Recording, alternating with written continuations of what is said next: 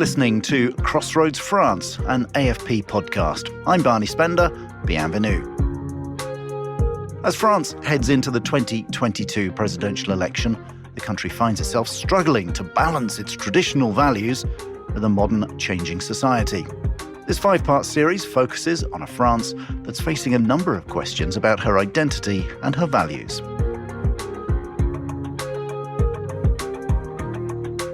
In the third episode, we look at what it means to be French. What defines Frenchness in a country where a quarter of the population are either immigrants or have immigrant heritage? It's a question that seems to come up in every presidential campaign. It inevitably leads to heated debate and, by default, much tension and soul-searching. It's a particular obsession of the far-right candidates Marine Le Pen and Eric Zemmour. Immigration is also an important factor in the campaign of right-wing candidate Valérie Pécresse and is dividing an already disunited left. In this episode, we take you to Paris, the epitome of a modern multicultural city. Crossroads France, Episode 3, Liberty, Equality, Diversity.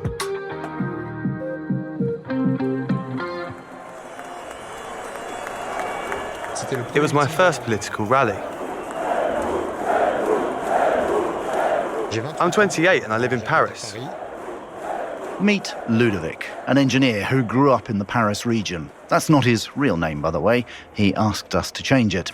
Vous savez, depuis des mois, je sillonne la France. Je rencontre. For months, I have been crisscrossing France, meeting the French. Two fears haunt them, that of the massive degradation of France, the decline of our power and the collapse of our schools, and that of the great replacement with the Islamization of France, mass immigration and permanent insecurity. Eric Zemmour, one of the far-right candidates in the presidential election, has made the fight against immigration his warhorse and the question of national identity his crusade. I found Zemmour compelling from the start. This rally in Villepinte near Paris on December the 5th is the first in Zemmour's campaign. The hall isn't full, but it is crowded and it's buzzing. It's really electric. Lots of French flags. The Marseillaise was sung. Passion, nationalism, and violence. Activists from SOS Racism, who came to protest, are attacked by Zemmour supporters.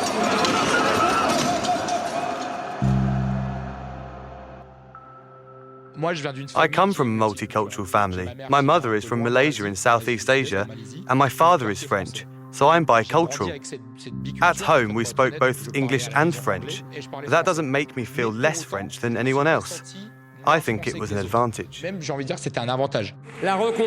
reconquest has now been launched. The reconquest of our economy, the reconquest of our security, the reconquest of our identity. I like his outspokenness, his eloquence. He's honest enough to put unpleasant matters on the table. Ludovic doesn't like everything about Zemmour, who is himself the son of Jewish immigrants from Algeria. Ludovic is Christian and criticizes the Reconquest Party candidate for targeting Muslims. He's torn about whether to vote for Zemmour or Emmanuel Macron. But like Zemmour, he thinks immigrant integration policies in France have failed.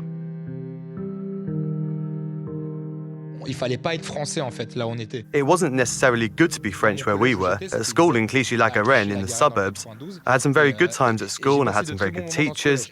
I have only good memories of them. But there was such a multicultural mix among the students that the traditional French, the white French that you can find in the majority of France, were outnumbered. They were in the minority, and sometimes to say that we were French wasn't a good idea. Why? Because the other kids would say, no, you shouldn't be French. You should be like us. You should fit in with us. France is an old country. It's a country of bastards. They colonized our ancestors.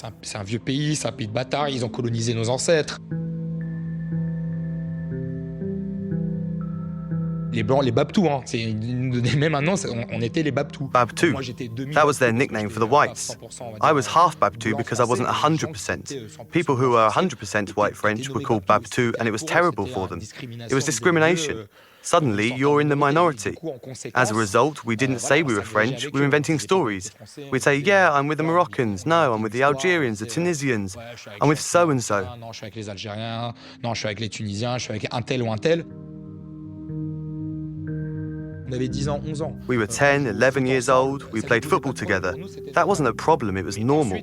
But then, 10 years later, when you take a step back, that's where the problems kick in, because these people don't necessarily want to mix. They have greater difficulty in assimilating. Ils ont une plus grande difficulté à faire nation. Some will succeed, but others won't. Et certains vont pas réussir.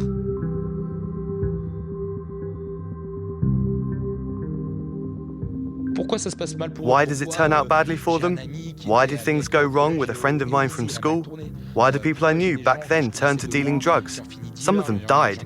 That saddens me. I think it's a problem of assimilation. Je pense que c'est un problème d'assimilation. Assimilation is the greatest gift that France can offer you, to be part of its immense history.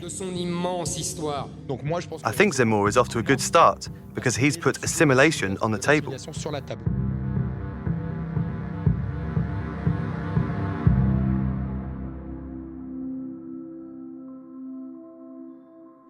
So what exactly does Zemmour and Ludovic mean by assimilation? To answer that, let's turn to Carole Reynaud-Paligot, a historian who teaches sociology at the University of Burgundy. C'était un concept qui avait pour objectif. It is a concept from the colonial period. It was used to make what we called the indigenous believe that they would be part of the French nation. But in fact, as a policy, it was never really put in place or very late, just before decolonization in the 1950s. So the idea of assimilation never materialized. Today, it's a notion which is thrown around to try and differentiate between those who would do it and those who wouldn't. But social science tells us something quite different. That is to say, every time there are contacts between different cultures, there are exchanges. Because contrary to what far-right thinkers say, cultures aren't set in stone.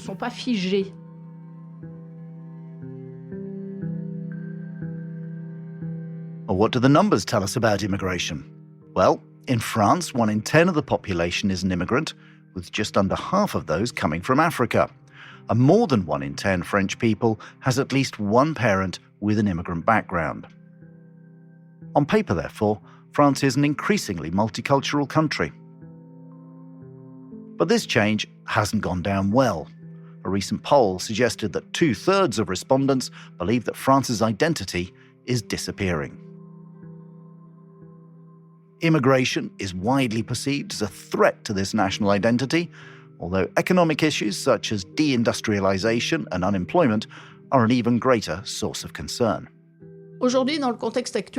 These days, it's the themes of the nation and exclusion that come first, not only in France. So there is a kind of contagion when it comes to these ideas of nationalism, which can prove quite seductive.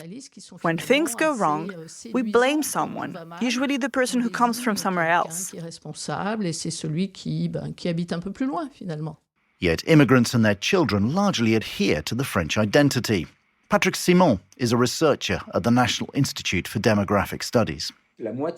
Half of foreign immigrants say we still feel French, and the second generation, their children who were born and grew up in France, almost all say they feel just as French as anyone else. On the other hand, when we ask them, do you think others see you as French? Most of the time we have negative responses, particularly when people are of sub-Saharan origin, but also when they are from French overseas departments, basically when they are seen as black or when they are of North African or Asian origin. In response to Ludovic, if he grows up in the suburbs and sees his neighbors or school friends saying they don't feel French, in fact, the truth is they are reacting to the fact that they have been rejected from Frenchness.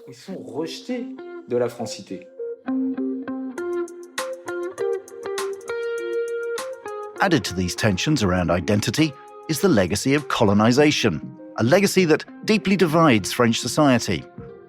One of the results, some say, is systemic racism. Il n'est pas systématique, il est systémique. It is not systematic, it's systemic. Discrimination and racism are built into the preference mechanisms in which origin and skin color play an important role, but in a relatively invisible way.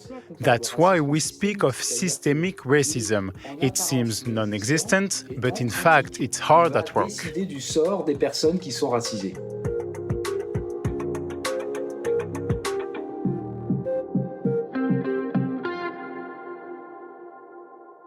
Assa Traoré has become one of the key figures of the anti-racism movement in France. In 2016, her brother Adama, a 24-year-old black man, died during an arrest in the Paris suburbs. It was France's George Floyd moment. Assa says Adama's death was a consequence of police violence and systemic racism.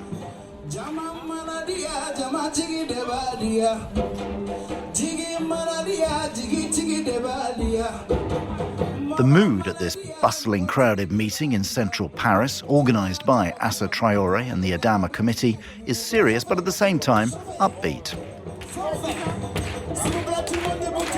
The crowd embodies the diversity of French society, with black, white and Arab all rubbing shoulders. Vraiment, parce que moi je respecte ce combat énormément, de faire une standing ovation, s'il vous plaît, pour Assa Traoré, s'il vous plaît.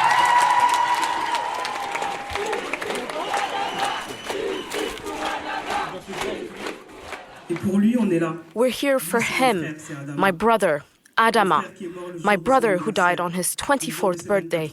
That day, Adama was wearing a flowery shirt, Bermuda shorts, and a bucket hat. My little brother just wanted to go for a bike ride. My brother is going to die under the weight of 3 policemen, crushed. My brother is going to die saying, I cannot breathe.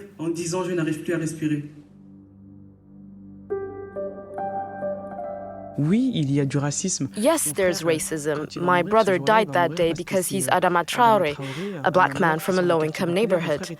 My brother was just on a bike. He was stopped for a police spot check because he is black. Adama died because he didn't have his ID. The investigation into the death of Adama Traoré is still ongoing, with medical experts differing on the cause.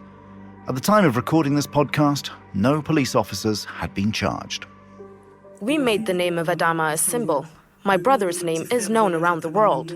In the spring of 2020, at the height of the Black Lives Matter movement in the United States, thousands of people in France rallied around the Adama banner to demonstrate against racism and police violence.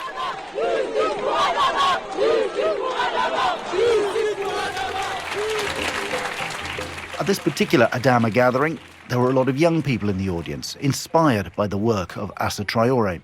This 20-year-old black student is another who prefers to remain anonymous. It's important for me to be here, to give my support as someone who is directly affected by racism and by discrimination and inequalities in housing, in employment, and also insults from people in the street who use the N-word right at me. These people invariably refer to my foreign heritage. We also have this racial profiling for people of color, spot checks that have happened to me on several occasions and to my friends. The data seems to back up this take on discrimination in France. According to a study by the country's independent ombudsman, the probability of being spot-checked by the police is 20 times higher if you're perceived to be a young black or Arab male. Another study, which focuses on the labour market, shows you're less likely to be interviewed for a job if your identity suggests a North African origin. So I've got a slightly weird question for you, but what's your identity? No, that's not weird. I would define myself as an Afro-descendant woman belonging to the black community, Franco-Djiboutian. That's my identity, also a person of color.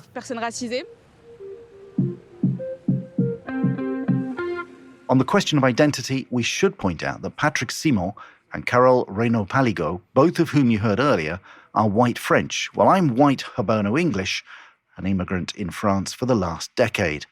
Many centuries ago, though, one of my ancestors travelled from Normandy to England with William the Conqueror, which underlines what Carole Reynaud-Paligot has to say. We all have a foreign origin at some point.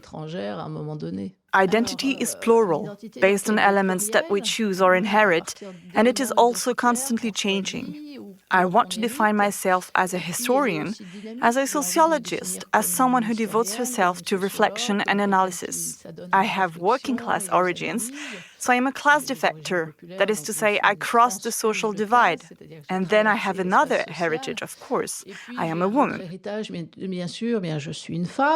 In recent years, several groups such as feminist and LGBTQI have finally claimed the right to be recognised as an identity.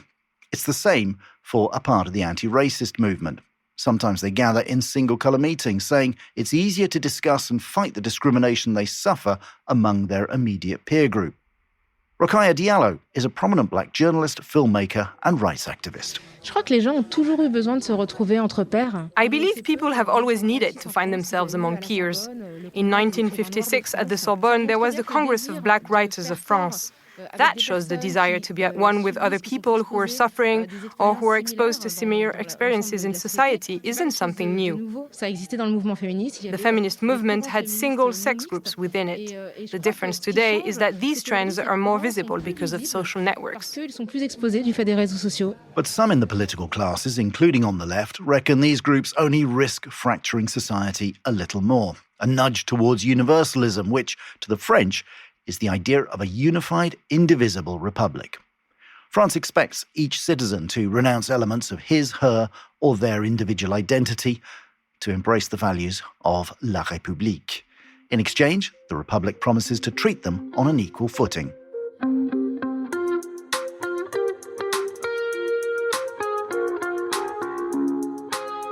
So what does France mean to those who may not be traditional 100% white, but carry a French passport and call it home? Assa Traoré was born in France to Malian parents.